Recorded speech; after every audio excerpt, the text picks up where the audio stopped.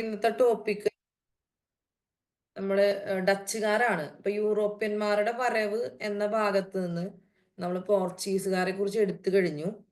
അപ്പൊ പുതിയതായിട്ട് ക്ലാസ്സിൽ അഡ്മിഷൻ എടുത്ത് വന്ന ആൾക്കാർ ഉൾപ്പെടെ ഉണ്ട്. നമ്മൾ പോർച്ചുഗീസ് എന്ന് പറയുന്ന ഒരു ഭാഗം നമുക്ക് കഴിഞ്ഞിട്ടുണ്ട്. നമ്മളപ്പോ യൂറോപ്യന്മാര് കേരളത്തിലേക്ക് വന്ന യൂറോപ്യന്മാരുടെ അഥവാ ഇന്ത്യയിലേക്ക് വന്ന യൂറോപ്യന്മാരുടെ ഓർഡർ എന്ന് പറയുന്നത് നമ്മൾ പോഡ ബീഫെ എന്ന് പറഞ്ഞ് പഠിച്ചിരുന്നു. പോർച്ചുഗീസ്, ഡച്ച്, ബ്രിട്ടീഷ്, ഫ്രഞ്ച് അല്ലെ, അങ്ങനെയാണ് വരുന്നത്.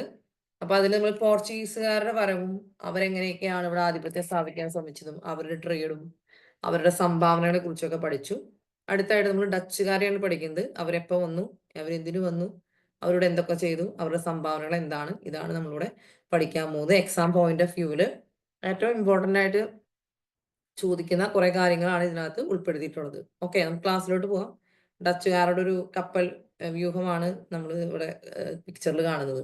ഓക്കെ, നമുക്ക് ആരംഭിക്കാം.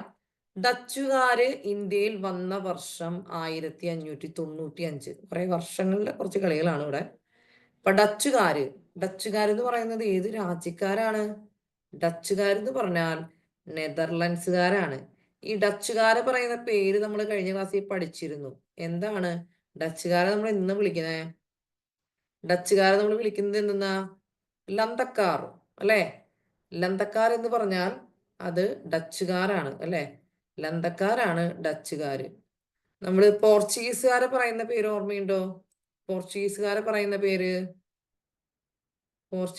നമ്മൾ പറയുന്ന പേര് എന്തായിരുന്നു? പറങ്കികളായിരുന്നു. നമ്മൾ ഫ്രഞ്ചുകാരെ പറഞ്ഞിരുന്നത് പരന്ത്രീസുകാരെന്നായിരുന്നു. വെള്ളക്കാരെ നമ്മൾ ശീമക്കാരെന്ന് പറയും അല്ലെ. വെള്ളക്കാരും ശീമക്കാരും ഇംഗ്ലീഷുകാരെ നമ്മൾ പറയും. ഓക്കെ, അപ്പൊ ഡച്ചുകാർ നമ്മൾ ആലോചിക്കുക, നെതർലാൻഡ്സ് എന്ന് പറയുന്ന ഒരു കൊച്ചു രാജ്യത്ത് നിന്നാണ് അവർ ഇന്ത്യയിലോട്ട് വന്നത്. അവരെ നമ്മൾ ലന്തക്കാർ എന്ന് വിളിക്കുന്നു. അവർ ആദ്യമായിട്ട് ഇന്ത്യയിൽ വന്ന വർഷം 1595. ഓക്കെ അല്ലെ. 1595 അവർ ആദ്യമായിട്ട് ഇന്ത്യയിൽ വരുന്നു. ഡച്ച് ഈസ്റ്റ് ഇന്ത്യ കമ്പനി സ്ഥാപിതമായത് 1602 അപ്പൊ പോർച്ചുഗീസ് ഈസ്റ്റ് ഇന്ത്യ കമ്പനി സ്ഥാപിതമായ വർഷം ഓർമ്മയുണ്ടോ? എല്ലാ ഈസ്റ്റ് ഇന്ത്യ കമ്പനി സ്ഥാപിച്ച വർഷം നിങ്ങൾ പഠിക്കണം. നമ്മൾ 1628 എന്ന് നമ്മൾ പഠിച്ചിട്ടുണ്ടാവും. അതിനു മുൻപേ തന്നെ എന്താണ് ഡച്ച് ഈസ്റ്റ് ഇന്ത്യ കമ്പനി സ്ഥാപിതമായിട്ടുണ്ട്. പക്ഷേ പോർച്ചുഗീസുകാർ ഇന്ത്യയിൽ എത്തിയതിനു ശേഷമാണ് ഡച്ചുകാർ ഇന്ത്യയിൽ എത്തിച്ചേരുന്നത്. അപ്പൊ ഡച്ച് ഈസ്റ്റ് ഇന്ത്യ കമ്പനി സ്ഥാപിതമായത് 1602 എന്ന കാര്യം ഓർത്തു വെക്കുക. ഡച്ചുകാരുടെ കപ്പൽ വ്യൂഹം ആദ്യമായി കേരളത്തിൽ വന്ന വർഷം 1604. അപ്പൊ ഇവര് കേരളത്തിലേക്ക് വന്നിട്ടുണ്ട് അല്ലെ. ഡച്ചുകാരുടെ കപ്പൽ വ്യൂഹം ആദ്യമായിട്ട് കേരളത്തിൽ വന്ന വർഷമാണ് 1604 എന്ന് നമുക്ക് പറയാനായിട്ട് സാധിക്കുക. ഓക്കെ, ഇവര് വന്നിട്ട് ഇവരെവിടേക്ക് പോയി? ഇവര് നേരെ കോഴിക്കോട് സാമൂതിരിയുമായിട്ടാണ് അവർ അടുക്കാനായിട്ട് പോകുന്നത്. നമ്മുടെ വാസ്കോഡഗാമ വന്ന കഥയൊക്കെ നമ്മൾ പറഞ്ഞിരുന്നു. കോഴിക്കോട് സാമൂതിരിയുടെ അടുത്ത് അവർക്ക് ഒട്ടും ഒരു അനുഭാവപൂർവമായ നടപടി ഉണ്ടായിരുന്നില്ല അല്ലെ. അവിടെ നിന്ന് അതുകൊണ്ട് തന്നെ അദ്ദേഹം കണ്ണൂരിലോട്ടൊക്കെ പോയി, അതുപോലെ കൊച്ചിയിലോട്ടൊക്കെ വന്ന് വ്യാപാരം ചെയ്താണ് അവർ പോയിരുന്നത്.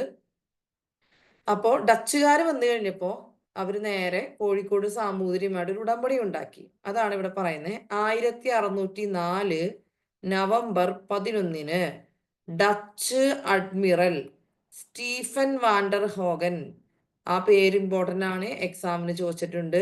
സ്റ്റീവൻ വാണ്ടർ ഹോഗൻ അല്ലെ ഹോഗൻ എന്നൊക്കെ പറയുന്നു.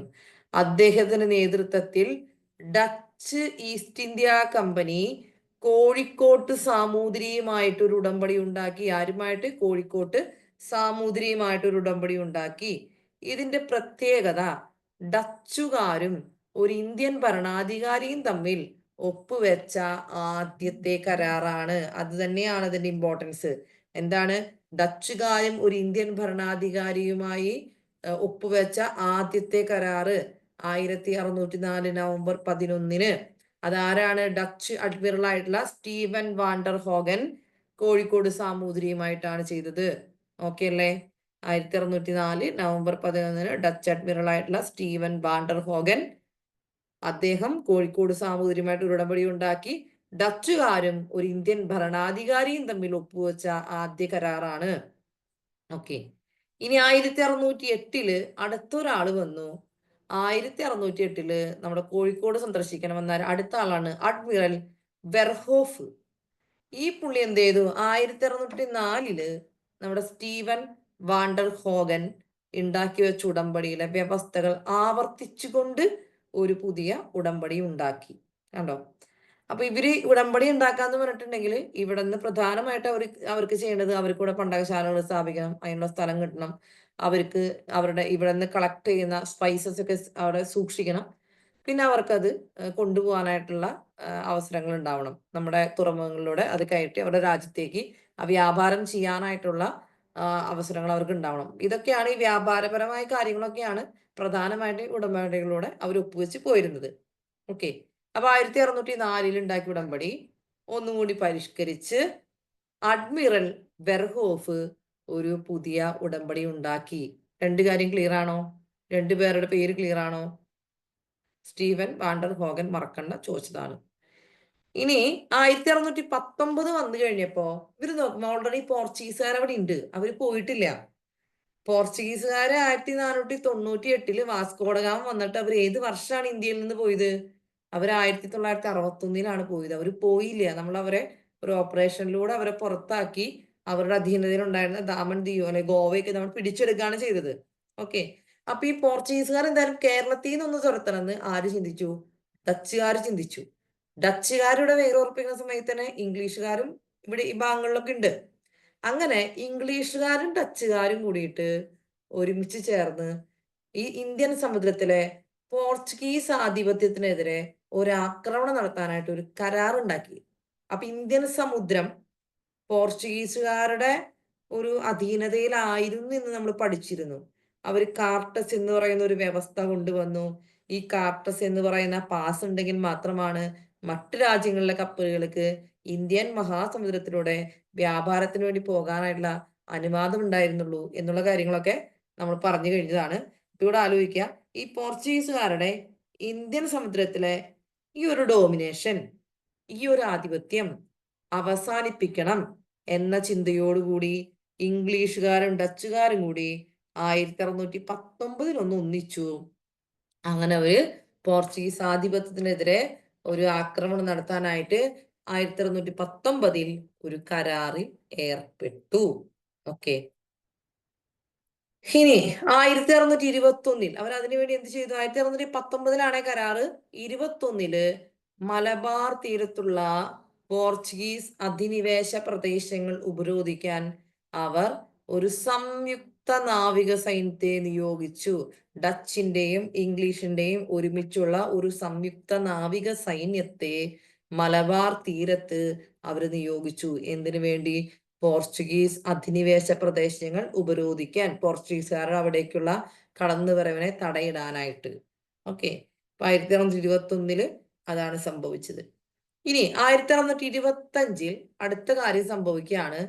പതുക്കെ നമുക്കൊരു പുതിയൊരു വ്യക്തി അവിടേക്ക് കടന്നവരാണ് വാൻസ് പ്യൂൾട്ട് എന്ന് പറയുന്ന വ്യക്തി. വ്യാൻസ് പൂൾട്ട്. ഈ പുള്ളിയുടെ പ്രത്യേകത ഇതാണ്. അംബോയിനോ കൂട്ടക്കൊല എന്ന് പറയുന്ന ഒരു കൂട്ടക്കൊലയുണ്ട്. അതായത് ഇന്തോനേഷ്യയിൽ നടന്നതാണ്. അംബോനോ കൂട്ടക്കൊല എന്ന് പറയുന്നത് ഒരു ഇന്തോനേഷ്യൻ ഐലൻഡ് ആണ് അംബോൻ എന്ന് പറയുന്നത്. അപ്പൊ അവിടെ നടന്ന അവിടുത്തെ ഇംഗ്ലീഷ് ഈസ്റ്റ് ഇന്ത്യ കമ്പനിയുടെ ഓഫീസർമാരും പോർച്ചുഗീസിന്റെയും ഒക്കെ ഉണ്ടായിരുന്നു. അപ്പൊ അവരെയൊക്കെ പിടിച്ച് വിചാരണ ചെയ്തുകൊണ്ട് ഒരു ട്രേഡ് റൈവലറിയുടെ ഭാഗമായിട്ടാണ് അവരെ വിചാരണ ചെയ്ത് 21 പേരെ കൊന്ന് കുപ്രസിദ്ധനായ വാൻസ്പ്യൂൾട്ട് പുള്ളി എന്ത് ചെയ്തു? പുള്ളി കോഴിക്കോട് എത്തി സാമൂതിരിയുമായിട്ട് ഒരു കരാറൊക്കെ വെച്ചു. അങ്ങനെ ചേറ്റുവായിൽ ഒരു ഫാക്ടറി നിർമ്മിക്കാനായിട്ട് കരാർ വെച്ചു. ചേറ്റുവ നമ്മുടെ ഗുരുവായൂർ ഭാഗത്ത്. അപ്പൊ 1625 അത് എന്ന് നടന്നു? 1625 അംബോയിന കൂട്ടക്കൊല കൊണ്ട് കുപ്രസിദ്ധനായ വ്യാൻസ്പ്യൂൾട്ട് ചേറ്റുവായിൽ വെച്ച് സാമൂതിരിയുമായി ഒരു ഫാക്ടറി നിർമ്മിക്കാനായിട്ട് കരാറ് വെച്ചു. ഇത്രയും കാര്യങ്ങൾ നടന്നു. ഓർമ്മയുടെ ആദ്യം തുറന്ന കാര്യങ്ങൾ എങ്ങനെയൊക്കെയാണ് പോർച്ചുഗീസുകാർ ആദ്യമായിട്ട് ഇന്ത്യയിലേക്ക് എത്തിയെന്ന് നോക്കാം. 1595 അവർ ഇന്ത്യയിൽ വന്നു. 1604 കേരളത്തിൽ വന്നു. 1604 തന്നെ സ്റ്റീവൻ വാണ്ടർ ഹോഗൻ ഒരു ഉടമ്പടി സാമൂതിരിയുമായിട്ടുണ്ടാക്കി. 1608 അഡ്മിറൽ വെർഹോഫ് ഈ ഉടമ്പടി വ്യവസ്ഥകൾ ആവർത്തിച്ചുകൊണ്ട് അന്ന് പുതുക്കിയെടുത്തു. 1619 പോർച്ചുഗീസുകാരുടെ ആധിപത്യം നശിപ്പിക്കാൻ വേണ്ടി ഇംഗ്ലീഷുകാരും ഡച്ചുകാരും തമ്മിൽ ഒരു കരാറിൽ ഏർപ്പെടുന്നു. മലബാർ തീരത്ത് അവരുടെ ഒരു സംയുക്ത സൈന്യത്തെ അവരവിടെ നിർത്തുന്നു. ഇനി 1625 അംബോയിന കൂട്ടക്കൊല കൊണ്ട് കുപ്രസിദ്ധനായ വ്യാൻസ്പൂൾട്ട് ചേറ്റുവായിൽ വെച്ച് സാമൂതിരിയുമായിട്ട് ഒരു ഫാക്ടറി നിർമ്മിക്കാനായിട്ട് കരാർ വെക്കുന്നു. മനസ്സിലായോ? ചേറ്റുവായിൽ ഫാക്ടറി നിർമ്മിക്കാനായിട്ട്. ഇനി അടുത്ത കാര്യമാണ്, ഇനി ഇവർക്ക് ഒരു സ്ഥലത്തുനിന്ന് മാത്രമല്ല പല സ്ഥലത്തുനിന്നും അവർക്ക് എന്ത് ചെയ്യണം, അവർക്ക് സ്പൈസസ് കളക്ട് ചെയ്യണം, അതുപോലെ തന്നെ സൂക്ഷിക്കാനായിട്ടുള്ള ഫാക്ടറികളും ഉണ്ടാവണം. അപ്പൊ കുരുമുളകിന്റെയും ഇഞ്ചിയുടെയും ശേഖരണത്തെ സംബന്ധിച്ച് 1642 മെയ് മാസത്തിൽ ചെമ്പകശ്ശേരി അഥവാ പുറക്കാട് എന്ന് പറയുന്ന സ്ഥലം, ചെമ്പകശ്ശേരി രാജാവുമായിട്ട് ഒരു ഉടമ്പടി ഉണ്ടാക്കി. ആര്? ഡച്ചുകാരുണ്ടാക്കി. പുറക്കാട് ഒരു ഫാക്ടറി നിർമ്മിക്കാനുള്ള അനുവാദവും ഡച്ചുകാർക്ക് കിട്ടി. അങ്ങനെ അവര് ചെമ്പകശ്ശേരി അല്ലെങ്കിൽ പുറക്കാട് രാജാവുമായിട്ട് ഉടമ്പടി ഉണ്ടാക്കി. അങ്ങനെ അവർക്ക് അവിടെയും ഒരു ഫാക്ടറി, അല്ലെ? അപ്പൊ ഓൾറെഡി അവർക്ക് കോഴിക്കോട് കിട്ടിയിട്ടുണ്ട്, ചേറ്റുവായിലുണ്ട്, പിന്നെ അവർക്ക് എന്തായി? ചെമ്പകശ്ശേരി, പുറക്കാട് വന്നിട്ടുണ്ട്. ഓക്കെ. ഇനി അടുത്ത സ്ഥലം നോക്കാം. 1650 കായംകുളം രാജാവ് ഡച്ചുകാർക്ക് കായംകുളത്ത് പണ്ടകശാല കെട്ടാൻ അനുവാദം കൊടുത്തു. അങ്ങനെ അവര് കായംകുളത്തേക്കും എത്തിയിട്ടുണ്ട്. ഓക്കെ, കായംകുളത്തിലും എത്തി. അടുത്തത് 1661 വൈപ്പിൻകരയിലുള്ള പള്ളിപ്പുറം കോട്ട അഥവാ ആയക്കോട്ട പോർച്ചുഗീസുകാരിൽ നിന്ന് പിടിച്ചെടുത്ത് സാമൂതിരിക്ക് കൊടുത്തത് അഡ്മിറൽ വാണ്ടർമീഡിന്റെ നേതൃത്വത്തിലുള്ള ഡച്ച് നാവിക സൈന്യമാണ്. ഇപ്പൊ നമ്മൾ പറഞ്ഞു, ഇന്ത്യയിലെ ഏറ്റവും പഴയ യൂറോപ്യൻ നിർമ്മിതി എന്ന് പറയുന്നത് നമ്മുടെ പള്ളിപ്പുറം കോട്ട അഥവാ മാനുവൽ കോട്ട അഥവാ ആയക്കോട്ട അഥവാ വൈപ്പിൻ കോട്ട എന്നൊക്കെ അറിയപ്പെടുന്ന കോട്ടയാണെന്ന് പറഞ്ഞു, അല്ലെ? ഇത് പോർച്ചുഗീസുകാരിൽ നിന്നും ഡച്ചുകാരെ പിടിച്ചെടുത്ത് സാമൂതിരിക്ക് അങ്ങോട്ട് കൊടുത്തു. സാമൂതിരിനെ ഒന്ന് പ്രീതിപ്പെടുത്താൻ വേണ്ടിയിട്ട്. ആ സംഭവം നടന്നത് 1661 ഇതിൽ നിന്ന് നമ്മൾ മനസ്സിലാക്കണം, പോർച്ചുഗീസുകാരുടെ ആധിപത്യം കേരളത്തിൽ നിന്ന് കുറയുന്നു. ഡച്ചുകാർ കയറി വന്നപ്പോ പോർച്ചുഗീസുകാർ പതുക്കെ കേരളത്തിൽ നിന്ന് പോവാണ്. പിന്നീട് ഡച്ച് പോകുന്നുണ്ട്. പിന്നെ പ്രധാനമായിട്ടും ബ്രിട്ടീഷുകാരാണ് കേരളത്തിൽ ഭരിച്ചുകൊണ്ടിരിക്കുന്നത്. ഓക്കെ. ഇനി അടുത്ത സംഭവമാണ്, കോഴിക്കോട് സാമൂതിരിയും ഡച്ചുകാരും തമ്മിലൊരു സന്ധി ഒപ്പുവെച്ചു. അതാണ് അഴീക്കോട് സന്ധി. ഓക്കെ, അഴീക്കോട് സന്ധി. ഓക്കെ, ഇവർ തമ്മിലുള്ള വ്യാപാരവും മറ്റു കാര്യങ്ങളൊക്കെ പറഞ്ഞുകൊണ്ട് ഒരു സന്ധി ഒപ്പുവെക്കുന്നു. അപ്പൊ ചോദ്യം ഇതാണ്, അഴീക്കോട് സന്ധി ഒപ്പുവെച്ചത് ആരൊക്കെ തമ്മിലാണ്? കോഴിക്കോട് സാമൂതിരിയും ഡച്ചുകാരും തമ്മിൽ. ഏത് വർഷത്തിലാണ്? 1661. അപ്പൊ ആ വർഷം തന്നെ അവർ അഴീക്കോട് സന്ധി ഒപ്പുവെച്ചിട്ടുണ്ട്. അതുപോലെ ഈ പള്ളിപ്പുറം കോട്ട പിടിച്ചെടുത്തിട്ട് സാമൂതിരിക്ക് കൊടുത്തിട്ടുണ്ട്, അല്ലെ? ഇനി 1663 ഡച്ചുകാര് സെന്റ് ആഞ്ചലോ കോട്ട പിടിച്ചെടുക്കുകയും പുതുക്കി പണിയുകയും ചെയ്തു. നമ്മൾ പറഞ്ഞു, കണ്ണൂരിൽ സെന്റ് ആഞ്ചലോ കോട്ട ആര് പണിതതാണ്? പോർച്ചുഗീസുകാർ പണിതതാണ്. അത് പിടിച്ചടക്കി പുതുക്കി പണിത് അറക്കൽ രാജവംശത്തിന് വിറ്റു, അല്ലെ? അത് അറക്കൽ രാജവംശത്തിന് വിൽക്കുന്നു. അങ്ങനെ ഡച്ചുകാര് അവിടെ കണ്ണൂർ ഭാഗത്ത് അവരവിടുന്ന് വേരുറപ്പിക്കുകയാണ്. ഇനി ഡച്ചുകാര് 18-ാം നൂറ്റാണ്ടിൽ ഗുരുവായൂരിൽ നിർമ്മിച്ച കോട്ടയാണ് ചേറ്റുവാ കോട്ട. അപ്പൊ ചേറ്റുവാ കോട്ട ആര് നിർമ്മിച്ചതാണ്? ഡച്ചുകാർ നിർമ്മിച്ചതാണ്. ചോദ്യമാണ്, ചേറ്റുവാ കോട്ട നിർമ്മിച്ചത് ആര്? ഡച്ചുകാര്. അല്ലെങ്കിൽ താഴെ പറയുന്നതിൽ ഡച്ചുകാർ നിർമ്മിച്ച കോട്ടയിൽ ഉൾപ്പെടുന്നത് ഏത് എന്നൊക്കെ പറഞ്ഞിട്ട് നമുക്ക് ചോദ്യം വരും. അപ്പൊ ഡച്ചുകാര് 18-ാം നൂറ്റാണ്ടിൽ ഗുരുവായൂരിൽ നിർമ്മിച്ച കോട്ടയാണ് ഏത്? ചേറ്റുവാ കോട്ട. ഞാൻ ചോദിക്കുമ്പോ എന്റെ കൂടെ അവിടെ ഇരുന്ന് നിങ്ങൾ പറയാം കേട്ടാ. നിങ്ങൾ അവിടെ ഇരുന്ന് ഉറങ്ങരുത് കേട്ടിട്ട്. അപ്പോ മാത്സ് ഒക്കെ ആണെങ്കിൽ കൂടെ ചെയ്തു പോവും, കൂടെ നോട്ട് എഴുതി പോവാ. അതിനൊപ്പം നിങ്ങൾ പറഞ്ഞു പോവാം, പറഞ്ഞ് പഠിച്ചു തന്നെ പോവാം. നമ്മളിനി ഈ പറഞ്ഞ പോലെ പോർച്ചുഗീസ് പഠിച്ച്, ഡച്ച് പഠിച്ച്, പിന്നെ ഫ്രഞ്ച് പഠിച്ച്, ബ്രിട്ടീഷ് പഠിച്ചു കഴിയുമ്പോൾ ഈ കോട്ടകളും ഈ പറഞ്ഞ സന്ധികളും ഒക്കെ തമ്മിൽ അങ്ങോട്ടും ഇങ്ങോട്ടും ഒക്കെ തെറ്റിപ്പോകാനുള്ള നല്ല സാധ്യതയുണ്ട്. അത് കാരണം കൊണ്ട് നമ്മളിങ്ങനെ കുറച്ച് ശ്രദ്ധിച്ച് പഠിച്ചു പോവുക. പിന്നെ കുറെ ക്വസ്റ്റ്യൻസ് വർക്ക്ഔട്ട് ചെയ്യുമ്പോൾ നമുക്കത് ഓക്കെയാവും. ഓക്കെ. അപ്പൊ ഇനി ഡച്ച് കൊട്ടാരം എന്നറിയപ്പെടുന്ന ഇത് മട്ടാഞ്ചേരി കൊട്ടാരം. നമ്മൾ ഈ മട്ടാഞ്ചേരി കൊട്ടാരം എന്ന് കേട്ടിട്ടുണ്ടാവും. ഇതറിയപ്പെടുന്നത് ഡച്ച് കൊട്ടാരം എന്നാണ്. ഈ മട്ടാഞ്ചേരി കൊട്ടാരം പണി കഴിപ്പിച്ചത് പോർച്ചുഗീസുകാരാണ്. പക്ഷേ 1663 ഡച്ചുകാര് ഈ കൊട്ടാരത്തിന് ചില അറ്റകുറ്റപ്പണികളൊക്കെ നടത്തി. അതിനുശേഷം കുറച്ച് മെയിൻ്റനൻസ് നടത്തി. അതിനുശേഷം ഈ കൊട്ടാരം അറിയപ്പെടുന്നത് ഡച്ച് കൊട്ടാരം എന്നാണ്. ഓക്കെ, മനസ്സിലായോ? അതായത് പോർച്ചുഗീസുകാർ പണിത കൊട്ടാരമാണ് മട്ടാഞ്ചേരി കൊട്ടാരം. 1663 ഡച്ചുകാർ ഇതിൽ കുറച്ച് മെയിൻ്റനൻസ് ഒക്കെ നടത്തി കഴിഞ്ഞപ്പോൾ ഇത് ഡച്ച് കൊട്ടാരം എന്നറിയപ്പെടാൻ തുടങ്ങി. നമ്മുടെ ചോദ്യമാണ്, ഡച്ച് കൊട്ടാരം പണിതത് ആര്? ഡച്ച് കൊട്ടാരം പണി കഴിപ്പിച്ച വിദേശ ശക്തി. നമ്മുടെ ഓപ്ഷൻ ആണ് പോർച്ചുഗീസ്, ഡച്ച്, ഫ്രഞ്ച്, ബ്രിട്ടീഷ്. നമ്മൾ എന്തുത്തരം എഴുതും? നമ്മുടെ ഉത്തരം പോർച്ചുഗീസ് ആണ്. ഇപ്പൊ ഡച്ച് കൊട്ടാരം പണിതത് ഡച്ചുകാരല്ല, പോർച്ചുഗീസുകാരാണ്. ഡച്ച് കൊട്ടാരം എന്നറിയപ്പെടുന്ന കൊട്ടാരം മട്ടാഞ്ചേരി കൊട്ടാരമാണ്. ഓക്കെ, ഒന്ന് വായിച്ചു നോക്കിയാൽ, ഡച്ച് കൊട്ടാരം എന്നും അറിയപ്പെടുന്ന മട്ടാഞ്ചേരി കൊട്ടാരം കൊച്ചിയിലാണ്. പോർച്ചുഗീസുകാരാണ് ഇത് പണി കഴിപ്പിച്ചത്. 1663 ഡച്ചുകാർ ഈ കൊട്ടാരത്തിൽ ചില അറ്റകുറ്റപ്പണികൾ നടത്തുകയുണ്ടായി. അതിനുശേഷം ഈ കൊട്ടാരം ഡച്ച് കൊട്ടാരം എന്ന പേരിലും അറിയപ്പെടാൻ തുടങ്ങി. ഓക്കെ അല്ലേ? അപ്പൊ ചേറ്റുവ കോട്ട ഡച്ചുകാരാണ്, മട്ടാഞ്ചേരി കൊട്ടാരം പോർച്ചുഗീസുകാരാണ്. സെന്റ് ആഞ്ചലോ കോട്ട ഡച്ചുകാർ പിടിച്ചെടുത്ത് അത് പുതുക്കി പണിത് അറക്കൻ രാജവംശത്തിന് വിറ്റു. ഓക്കെ, ഇനി ഡച്ചുകാര് പോർച്ചുഗീസുകാരിൽ നിന്നും കൊച്ചി പിടിച്ചെടുത്തു. ആ വർഷമാണ് 1663. അതൊരു നമ്മളൊരു ചോദ്യമാണ് കേട്ടോ. ഡച്ചുകാര് പോർച്ചുഗീസുകാരിൽ നിന്നും കൊച്ചി പിടിച്ചെടുത്ത വർഷം എന്ന് പറയുന്നത് ഏത് വർഷമാണ്? 1663. ഡച്ചുകാർ പോർച്ചുഗീസുകാരെ കേരളത്തിൽ നിന്നും തുരത്തിയ വർഷം 1663. കേരളത്തിൽ നിന്നേ അവർ പോയുള്ളൂ, ഇന്ത്യയിൽ നിന്ന് അവർ പോയിട്ടില്ല.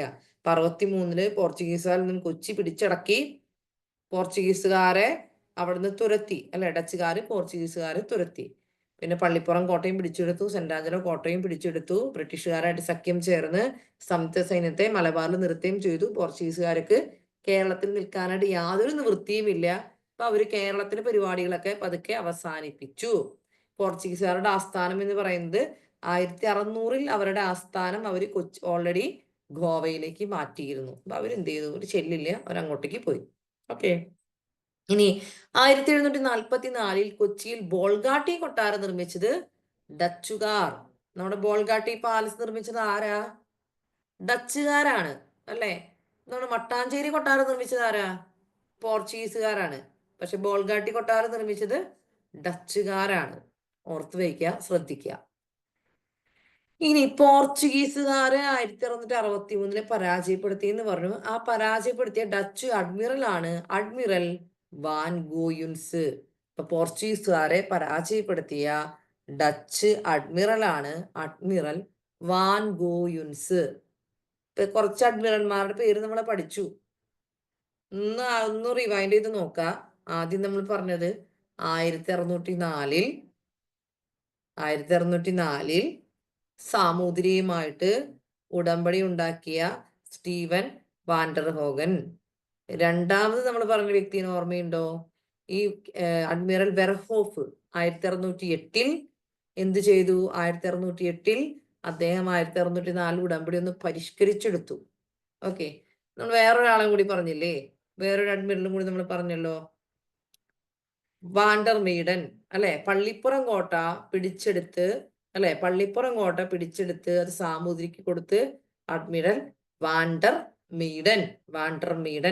ഓക്കെ, അടുത്തത് പോർച്ചുഗീസുകാരെ പരാജയപ്പെടുത്തിയ ഡച്ച് അഡ്മിറൽ ആണ് അഡ്മിറൽ വാൻ ഗോയുൻസ്. അതായത് നമ്മളിപ്പോ ഈ പേരുകൾ കേൾക്കുമ്പോൾ ഇതുപോലത്തെ പേര് നമ്മുടെ ഡച്ചുകാർക്ക് മാത്രമേ ഉള്ളൂ. ഏകദേശം നമുക്ക് മനസ്സിലാവും. പോർച്ചുഗീസിന്റെ പേര് നോക്കുമ്പോൾ നമ്മൾ അൽബുക്കർക്ക്, അൽമേഡ എന്നൊക്കെ പറഞ്ഞത് കബ്രാള് ഒക്കെയാണ്, ആ ഒരു പേരുകളൊക്കെയാണ്. നമുക്കിങ്ങനെ വായേ കൊള്ളാത്ത പേരുകൾ ഏകദേശം വരുന്നത് ഡച്ചുകാർക്കാണ് വരണത്. ബ്രിട്ടീഷുകാരുടെ പേരുകൾ പിന്നെയും നമുക്ക് അത്യാവശ്യം ഓക്കെയാണ്. അവർ കുറച്ച് ചാൾസ്, വില്യംസ് അല്ലെങ്കിൽ തോമസ് എന്നൊക്കെ പറഞ്ഞിട്ടാണ് ബ്രിട്ടീഷുകാരുടെ പേരുകളൊക്കെ വരണത്. അപ്പൊ ഏകദേശം നമുക്ക് ബ്രിട്ടീഷുകാരുടെ പേര് കേൾക്കുമ്പോൾ അത് ബ്രിട്ടീഷ് ആണെന്ന് മനസ്സിലാവും. അപ്പോ പേരിൽ നിന്ന് നിങ്ങൾക്ക് ഓപ്ഷൻ കിട്ടുമ്പോൾ ഐഡന്റിഫൈ ചെയ്യുക, ഇതൊരു ഡച്ചുകാരനാണ്. പിന്നെ അവർ ഏതൊക്കെ കാര്യങ്ങളോട് റിലേറ്റ് ചെയ്തിരിക്കുന്നു എന്നുള്ളത് നമ്മൾ എങ്ങനെയും പഠിച്ചു വെക്കുക. അപ്പൊ ഈ പേര് നിങ്ങൾ കാണാപ്പാഠം പഠിക്കാൻ ശ്രമിക്കണ്ട, വായിച്ചു പോവുക. ഓപ്ഷൻ കാണുമ്പോ നമുക്ക് കിട്ടും. അപ്പൊ ഈ വായ കൊള്ളാത്ത ഈ പേരുകൾ കണ്ടിട്ട് നിങ്ങളിത് എങ്ങനെ പഠിക്കുന്നോർത്ത് ടെൻഷൻ അടിക്കേണ്ട കാര്യമില്ല. ഓക്കെ. പിന്നെ ഫ്രഞ്ചുകാരുടെ പേര് വരുമ്പോഴും നമുക്ക് നമുക്ക് ഏകദേശം നമുക്ക് ആ പേര് നമുക്ക് കേൾക്കുമ്പോൾ നമുക്കറിയാം ഇത് ഇന്ന രാജ്യക്കാരുടെ പേരാണെന്നുള്ളത്. കമ്പാരിറ്റീവ്ലി ബ്രിട്ടീഷുകാരുടെ പേരാണ് നമുക്ക് പറയാനായിട്ട് ഏറ്റവും എളുപ്പമുള്ള പേരുകൾ എന്ന് പറയുന്നത്. ഓക്കെ. ഇനി ഡച്ചുകാരുടെ കേരളത്തിലെ പ്രധാന വാണിജ്യ കേന്ദ്രങ്ങൾ നോക്കാം. കൊച്ചിയും കൊല്ലവും. ഇവർ കൊച്ചിയും കൊല്ലവുമാണ് കേന്ദ്രീകരിച്ചത്. ഇവരുടെ പ്രധാനപ്പെട്ട വാണിജ്യ കേന്ദ്രങ്ങള് കൊച്ചിയും കൊല്ലവുമായിരുന്നു. കേട്ടാ, ശ്രദ്ധിച്ചു വെക്കുക, കൊച്ചിയും കൊല്ലവുമാണ്.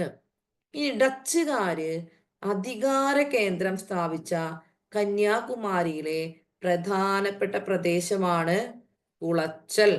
അല്ലെ, പ്രധാനപ്പെട്ട പ്രദേശമാണ് കുളച്ചൽ. ഡച്ചുകാര് അധികാര കേന്ദ്രം സ്ഥാപിച്ച കന്യാകുമാരിയിലെ പ്രധാനപ്പെട്ട പ്രദേശമാണ് കുളച്ചൽ എന്ന് പറയുന്നത്. എന്നാൽ മാർത്താണ്ഡവർമ്മ എന്ത് ചെയ്തു? കുളച്ചൽ പ്രദേശം ഒരു കോട്ടയൊക്കെ കെട്ടി സംരക്ഷിക്കാനായിട്ട് പരിശ്രമിച്ചു. ഓക്കെ. കുളച്ചൽ പ്രദേശം ഒരു കോട്ട കെട്ടി സംരക്ഷിക്കാമെന്ന് ആര് വിചാരിച്ചു? മാർത്താണ്ഡവർമ്മ വിചാരിക്കുകയാണ്. അപ്പൊ ഈ കുളച്ചൽ പിടിച്ചെടുക്കാനായിട്ട് ഡച്ചുകാര് പരിശ്രമിച്ചു. അങ്ങനെ കുളച്ചൽ യുദ്ധം നടക്കുകയാണ് ചെയ്തത്. അങ്ങനെ കുളച്ചൽ യുദ്ധം നടന്നു. ഡച്ചുകാരും മാർത്താണ്ഡവർമ്മയും തമ്മിലാണ് കുളച്ചൽ യുദ്ധം നടന്നത്. കുളച്ചൽ യുദ്ധത്തോടു കൂടി തന്നെ ഡച്ചുകാരുടെ കേരളത്തിലുള്ള അവരുടെ ഒരു ആധിപത്യത്തിന് വലിയൊരു ഇടിവ് വീണു. ഈ കുളച്ചൽ യുദ്ധം നടന്നത് 1741 ഓഗസ്റ്റ് 10-നാണ്. കുളച്ചൽ യുദ്ധത്തിന്റെ ഡേറ്റ് പഠിക്കണം. 1741 ഓഗസ്റ്റ് 10-ാം മാർത്താണ്ഡവർമ്മയും ഡച്ചുകാരും തമ്മിലുള്ള കുളച്ചൽ യുദ്ധം നടന്നത്. ഓക്കെ. സിലോണിൽ നിന്നൊക്കെ ആളുകളെ, സൈന്യത്തെയൊക്കെ ഇറക്കിയിട്ടാണ് നമ്മുടെ മാർത്താണ്ഡവർമ്മ ഈ കുളച്ചൽ യുദ്ധത്തില് ഡച്ചുകാർക്കെതിരെ പൊരുതിയത്. ഈ കുളച്ചൽ യുദ്ധത്തിൽ വെച്ചുകൊണ്ട് ഡച്ചുകാരെ കീഴ്പ്പെടുത്തിയതിനു ശേഷം ഡച്ചുകാരുടെ സർവ്വസൈന്യാധിപനായിരുന്ന ക്യാപ്റ്റൻ ഡിലനോയിനെ മാർത്താണ്ഡവർമ്മ അദ്ദേഹത്തിന് പിടിച്ചു കെട്ടി കൊണ്ടുവന്ന്, എന്ന് വെച്ചാൽ കീഴടക്കിയപ്പോ ക്യാപ്റ്റൻ ഡിലനോയിനെ മാർത്താണ്ഡവർമ്മ ഇങ്ങ് എടുത്തു. എന്നിട്ട് മാർത്താണ്ഡവർമ്മയുടെ തിരുവിതാംകൂറിന്റെ സർവ്വസൈന്യാധിപനാക്കിയിട്ട് അദ്ദേഹത്തെ മാറ്റി. അദ്ദേഹത്തെ തിരുവിതാംകൂറിന്റെ സർവ്വസൈന്യാധിപനാക്കി മാറ്റുമുള്ള ഗുണം എന്താന്ന് വെച്ചാല് ഡച്ചുകാരുടെ സൈന്യത്തിന്റെ സാങ്കേതിക വിദ്യകളും അല്ലെങ്കിൽ അവരുടെ പുതിയ ശൈലികളും ഒക്കെ ആ രീതിയിലൊക്കെ നമ്മുടെ സൈനികരെ, തിരുവിതാംകൂറിലെ സൈന്യത്തെ പരിശീലിപ്പിക്കാൻ വേണ്ടിയിട്ട് ക്യാപ്റ്റൻ ഡിലനോയിനെ ഈ മാർത്താണ്ഡവർമ്മ കുളച്ചൽ യുദ്ധം കഴിഞ്ഞപ്പോൾ ഇങ്ങോട്ട് എടുത്തു. അങ്ങനെ വലിയ കപ്പിത്താൻ എന്നറിയപ്പെടുന്ന വ്യക്തിയാണ് ക്യാപ്റ്റൻ ഡിലനോയി. ഞാൻ ഈ സ്ലൈഡിൽ കുളച്ചൽ യുദ്ധത്തിന്റെ കാര്യങ്ങൾ അധികം ഉൾപ്പെടുത്തിയിട്ടില്ല. ഇനി നമുക്ക് മാർത്താണ്ഡവർമ്മ മുതൽ ചിത്തിര തിരുനാൾ വരെ എന്ന് പറഞ്ഞിട്ട് തിരുവിതാംകൂർ രാജാക്കന്മാരെ പഠിക്കാനുണ്ട്. അത് പഠിക്കുന്ന സമയത്ത് മാർത്താണ്ഡവർമ്മയെ കുറിച്ച് പഠിക്കുമ്പോഴാണ് കുളച്ചൽ യുദ്ധം നമ്മൾ കുറച്ചും കൂടി ഡീറ്റെയിൽ ആയിട്ട് പറഞ്ഞു പോവുക. അതിന്റെ പേരിൽ ഇവിടെ അധികം വന്നിട്ടില്ല. ഓക്കെ. പക്ഷെ ഇത്രയും കാര്യങ്ങൾ നിങ്ങൾ നോട്ടിൽ എഴുതി വെക്കുക. അപ്പോ 1741 ഓഗസ്റ്റ് 10-നായിരുന്നു കുളച്ചൽ യുദ്ധം. കുളച്ചൽ യുദ്ധം ആരൊക്കെ തമ്മിലായിരുന്നു? മാർത്താണ്ഡവർമ്മയും ഡച്ചുകാരും തമ്മിലായിരുന്നു. ഡച്ചുകാരുടെ ആധിപത്യം അവസാനിക്കുന്നതിന് കാരണമായ യുദ്ധമാണ് കുളച്ചൽ യുദ്ധം. പക്ഷെ പൂർണ്ണമായും അവസാനിക്കുന്നത് അതിനുശേഷമാണ്. പക്ഷേ അവരുടെ ആദ്യമായിട്ട് അവരുടെ ഒരു അധികാരം കേരളത്തിൽ നിന്ന് പോകുന്നത്, അല്ലെങ്കിൽ അവരുടെ ഒരു ഡോമിനേഷൻ ഇവിടെ അവസാനിക്കുന്നത് കുളച്ചൽ യുദ്ധത്തോടു കൂടിയാണ്. കുളച്ചൽ യുദ്ധത്തെ തുടർന്ന് വലിയ കപ്പിത്താനായിട്ട് മാർത്താണ്ഡവർമ്മ നിയോഗിച്ച ഡച്ച് സർവ്വസൈന്യാധിപനാണ് ക്യാപ്റ്റൻ ഡിലനോയി എന്ന് ഓർത്തു വെക്കാം. ഒരു ഇന്ത്യൻ ഭരണാധികാരിയുമായിട്ട് തോൽക്കുന്ന ആദ്യത്തെ യൂറോപ്യൻ ശക്തി എന്ന് പറഞ്ഞിട്ടുണ്ടെങ്കിൽ അത് ഡച്ചുകാരാണ്. മാർത്താണ്ഡവർമ്മയുമായിട്ടാണ് അവർ തോറ്റത്. ഓക്കെ. കുളച്ചൽ യുദ്ധം വളരെ ഇമ്പോർട്ടന്റ് ആണ്. നമ്മുടെ പരീക്ഷയിൽ നമുക്ക് എപ്പോഴും ചോദ്യം വരുന്ന ഏരിയയാണ്. ഇനി നമ്മുടെ 1789 മറ്റൊരു കാര്യമാണ്, ഡച്ചുകാരിൽ നിന്നും നമ്മുടെ ധർമ്മരാജാവ് 2 കോട്ടകൾ വിലക്കി വാങ്ങി. അതാണ് കൊടുങ്ങല്ലൂർ കോട്ടയും പള്ളിപ്പുറം കോട്ടയും. അപ്പൊ ഈ പള്ളിപ്പുറം കോട്ട അഥവാ മാനുവൽ കോട്ട അഥവാ ആയർ കോട്ട അഥവാ വൈപ്പിൻ കോട്ട എന്ന് പറയുന്ന നമ്മുടെ ഈ കോട്ട ഇത് ഡച്ചുകാര് പോർച്ചുഗീസുകാരിൽ നിന്ന് പിടിച്ചടക്കി സാമൂതിരിക്ക് കൊടുത്തതാണ്. അപ്പൊ ഈ സംഭവം ഓൾറെഡി ഡച്ചുകാരുടെ ഒരു അധീനതയിലാണ്. ഇത് ഡച്ചുകാരിൽ നിന്നും വില കൊടുത്ത് നമ്മുടെ ധർമ്മരാജാവ് വാങ്ങിച്ചു. അപ്പൊ നിങ്ങൾക്ക് ധർമ്മരാജാവ് ആരാന്നായിരിക്കും സംശയം ഉണ്ടാവുക. അതായത് നമ്മുടെ തിരുവിതാംകൂർ എന്ന് പറയുന്ന രാജ്യത്തെ സംയോജിപ്പിച്ച് കൊണ്ടുവന്നതിന് ശേഷം അവിടുത്തെ ഒന്നാമത്തെ രാജാവ് എന്ന് പറയുന്നത് മാർത്താണ്ഡവർമ്മയാണ്. ശ്രദ്ധിക്കുക, ഇത് നമ്മൾ വീണ്ടും ഇനി നമ്മൾ തുടർന്ന് പഠിക്കാനുള്ള കാര്യങ്ങളാണ്. ഒന്നാമത്തെ രാജാവ് മാർത്താണ്ഡവർമ്മയാണ്. അദ്ദേഹം 1758 മുതൽ 1729 മുതൽ 1729 മുതൽ 1729 മുതൽ 1758 വരെ തിരുവിതാംകൂർ ഭരിച്ചു. തിരുവിതാംകൂറിലെ രണ്ടാമത്തെ രാജാവാണ് ധർമ്മരാജ. അദ്ദേഹത്തിന്റെ യഥാർത്ഥ പേരെന്ന് പറയുന്നത് കാർത്തിക തിരുനാൾ രാമവർമ്മ. ഇതിപ്പോഴും പഠിച്ചോ, നമുക്ക് പിന്നീടും പഠിക്കാം. കുറെ പ്രാവശ്യം കേട്ടും പഠിച്ചും കഴിയുമ്പോഴാണ് നമ്മുടെ മനസ്സിലാവുള്ളൂ. നോട്ടിന്റെ സൈഡിൽ എഴുതി വെക്കുക. ധർമ്മരാജയുടെ പേരെന്താണ്? കാർത്തിക തിരുനാൾ രാമവർമ്മ എന്നാണ്. ഓക്കെ, കിഴവൻ രാജ എന്നറിയപ്പെടുന്നത് ഇദ്ദേഹമാണ്. കാർത്തിക തിരുനാൾ രാമവർമ്മയാണ് നമ്മൾ കിഴവൻ രാജ എന്നറിയപ്പെടുന്നു. കാർത്തിക തിരുനാൾ രാമവർമ്മ. അദ്ദേഹം അറിയപ്പെടുന്ന മറ്റൊരു പേരെന്താണ്? കിഴവൻ രാജ.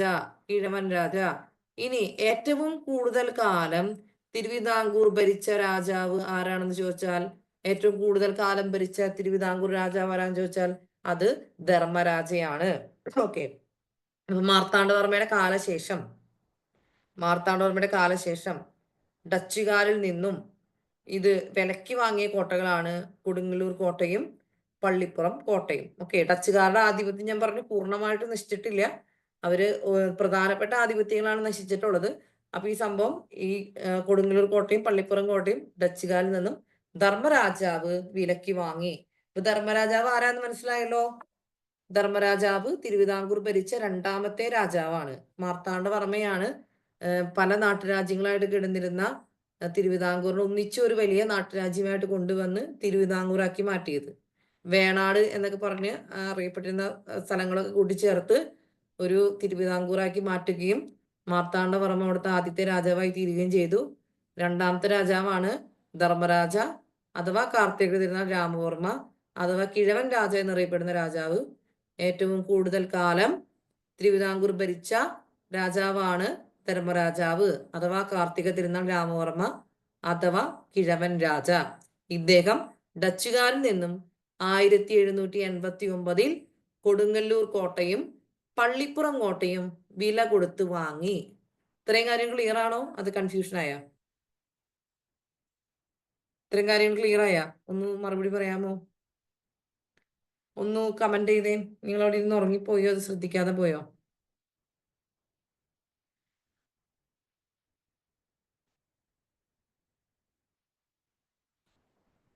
എഴുതി കഴിഞ്ഞോ?